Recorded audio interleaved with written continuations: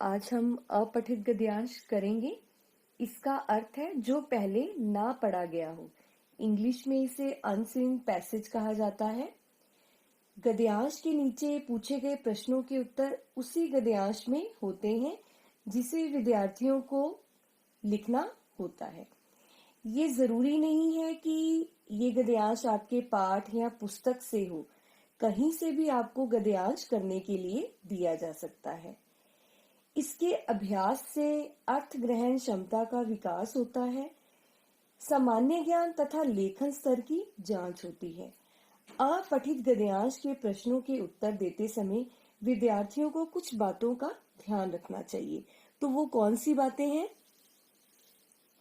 आइए देखते हैं। अपठित गद्यांश को ध्यान पूर्वक 2-3 बार अवश्य पढ़ें ताकि उसका मूल भाव समझ में आ जाए कि उस गद्यांश में हमें किसके बारे में क्या जानकारी दी जा रही है।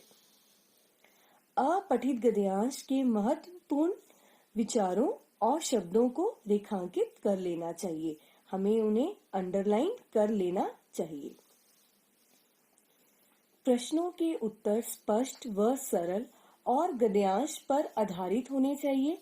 अपने शब्दों में उत्तर लिखने का प्रयास करें। हमें अपनी भाषा का प्रयोग कर सकते हैं, अपने शब्दों का प्रयोग करना चाहिए उत्तर देते समय। यदि शीर्षक पूछा जाए, यहाँ शीर्षक शब्द आया है जिसका अर्थ है टाइटल या हेडिंग। जब हम किसी पाठ को पढ़ते हैं तो उसके ऊपर हेडिंग को पढ़कर ही हमें पता चल जाता है कि इस पाठ में क्या दिया गया है। तो हमें यदि बोला जाए कि गद्यांश का आपको शीर्षक देना है तो वो कम से कम शब्दों में होना चाहिए और मूल भाव के अनुकूल होना चाहिए, उसी गद्यांश से आधारित होना चाहिए। तो चलिए अब एक उदाहरण के द्वारा अपठित गद्यांश को हल करना सीखते हैं। पहले हम गद्यांश को ध्यानपूर्वक अच्छे से पढ़ेंगे, फिर इसके प्रश्नों के उत्तर देंगे।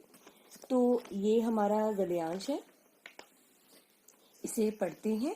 मैं साथ ही इसके भाव भी आपको समझाऊंगी। विद्या अध्ययन मनुष्य जीवन के संघर्ष का प्रथम सोपान है। यहाँ सोपान का अर्थ है सीढ़ी।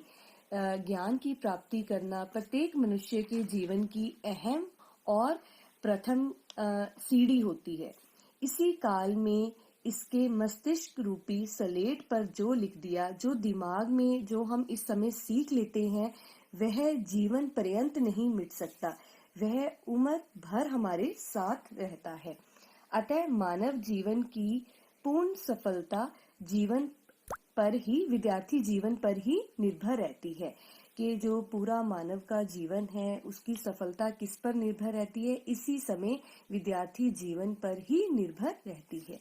यही वह समय होता है जिसकी नींव पर भावी जीवन की भव्य इमारत खड़ी करनी होती है। भव्य का यहाँ अर्थ है सुंदर, कि यही वह समय होता है कि जहाँ पर एक इमारत की मजबूती उसकी नींव पर टिकी होती है। उसी प्रकार मानव जीवन की सफलता उसके विद्यार्थी जीवन पर टिकी होती है।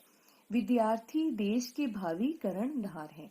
जो देश का भविष्य है वो किसके हाथों में होता है? हमारे विद्यार्थियों के हाथों में होता है। तो विद्यार्थी देश का भविष्य है। अतः प्रत्येक विद्यार्थी का यह कर्तव्य है कि भारतीय संस्कृति के अनुरूप उन जीवन मूल्यों को अपनाएं जिन पर जीवन की सफलता या असफलता टिकी होती है। तो प्रत्येक विद्यार्थी का ये कर्तव्य होता है कि हमारी भारतीय संस्कृति में दिए गए जीवन मूल्यों को अपने जीवन में हमें अपनाना चाहिए, तभी हम सफलता की ऊंचाइयों को छू सकते हैं। इन्हीं जीवन मूल्यों से चरित्र का विकास होता है। अब यहाँ चरित्र शब्द आया है, तो चरित्र का अर्थ है यहाँ पर कि कैरेक्टर। इसी से हमारा जो चरित्र है, जीवन मूल्यों को अपनाकर ही हम अपने चरित्र को और अच्छा कर सकते हैं। उत्तम चरित्र के बिना, उत्तम चरित्र किसे कहा गया है?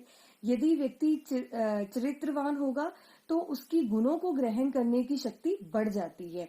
सेवा, दया, परोपकार, त्याग, अनुशासन और शिष्टाचार उत्तम चरित्र के अभिन्न अंग हैं। तो उत्तम चरित्र के बिना, यदि विद्यार्थी का जीवन इसके उत्तम चरित्र के बिना होगा तो वो उसी प्रकार है जैसे सुगंध के बिना पुष्प। सुगंध खुशबू और पुष्प किसे कहा गया? फूल को। फूल जो है उसकी शोभा, उसकी महक होती है, उसकी खुशबू होती है। उसी प्रकार विद्यार्थी के जीवन में जो उत्तम चरित्र है वो उसकी शोभा को और बढ़ाते हैं। तो ये हमारा गद्यांश था। अब हम इसके प्रश्न उत्तर हल करते हैं। मैंने इस गद्यांश को केवल एक बार पढ़ा है, लेकिन आपने गद्यांश को तब तक पढ़ना है जब तक कि आपको इसका भाव समझ में ना आ जाए। मानव जीवन की पूर्ण सफलता किस पर निर्भर रहती है? तो यहाँ हमने पढ़ा है कि मानव जीवन की सफलता विद्यार्थी जीवन पर ही निर्भर रहती है। तो हम इसका उत्तर अपने शब्दों में देंगे। विद्यार्थी जीवन मानव जीवन की आधारशिला है। इसी काल पर मनुष्य का भविष्य निर्भर करता है। इसी समय उसके जीवन रूपी इमारत को एक मजबूत नींव मिलती है। अगला प्रश्न देखते हैं। विद्यार्थी देश का क्या है? विद्यार्थी देश का हमें पता है कि भविष्य है। हमने इस गद्यांश में देखा है कि यहाँ पर आया है कि विद्यार्थी देश के भावी कर्णधार है। तो हम अपने शब्दों में कैसे लिखेंगे कि देश का भविष्य युवा विद्यार्थी पीढ़ी पर ही निर्भर करता है। विद्यार्थी अपने योगदान से देश को उन्नत बना सकते हैं। तो विद्यार्थी देश का भविष्य होते हैं। अगला प्रश्न देखते हैं। उत्तम चरित्र के बिना विद्यार्थी का जीवन किसकी भांति है, किसकी तरह है? उत्तम चरित्र जो है जीवन को सही दिशा में प्रेरित करता है।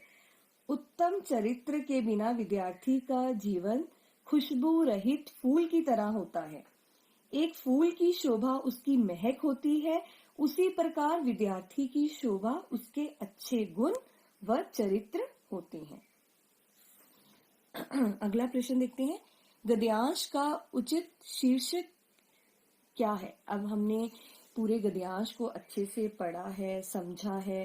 तो पढ़ने व समझने के बाद हमने ये देखा है कि गद्यांश में विद्यार्थी जीवन पर ही बल दिया गया है। तो इसका उचित शीर्षक होगा विद्यार्थी जीवन। आपने देखा कि हमने अपठित गद्यांश को किस प्रकार हल किया है। कल हम ऑनलाइन कक्षा में ऐसे ही एक अपठित गद्यांश को हल करेंगे। धन्यवाद।